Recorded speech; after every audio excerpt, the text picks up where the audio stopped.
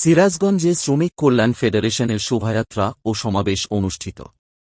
সিরাজগঞ্জ প্রতিনিধি রফিকুল ইসলাম খানের পাঠানো প্রতিবেদনে থাকছে বিস্তারিত। সিরাজগঞ্জে আন্তর্জাতিক মে দিবস উপলক্ষে বাংলাদেশ শ্রমিক কল্যাণ ফেডারেশনের উদ্যোগে এক বিশাল শোভাযাত্রা ও সমাবেশ অনুষ্ঠিত হয়েছে। আজ শুক্রবার সকাল 10টায় জেলা প্রশাসকের কার্যালয়ের সামনে থেকে মিছিলটি শুরু হয়ে শহরের গুরুত্বপূর্ণ সড়ক প্রদক্ষিণ করে বাজার স্টেশনে এসে সমাবেশে মিলিত হয়।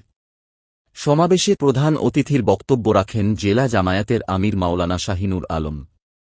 তিনি শ্রমিকদের ৮ ঘণ্টা কর্মসময় ও গার্মেন্টস শ্রমিকদের ন্যূনতম বেতন ২৫,০০০ টাকা নির্ধারণের জোর দাবি জানান। জেলা শ্রমিক কল্যাণের সভাপতি অ্যাডভোকেট সাইদুল ইসলামের সভাপতিত্বে এবং মো. জাহাঙ্গীর আলমের উপস্থাপনায় এতে আরও বক্তব্য রাখেন জেলা সেক্রেটারি মোহাম্মদ জাহিদুল ইসলাম। একই সাথে বক্তারা আগামী দিনে ইসলামী শ্রম নীতি চালুর আহ্বান জানান।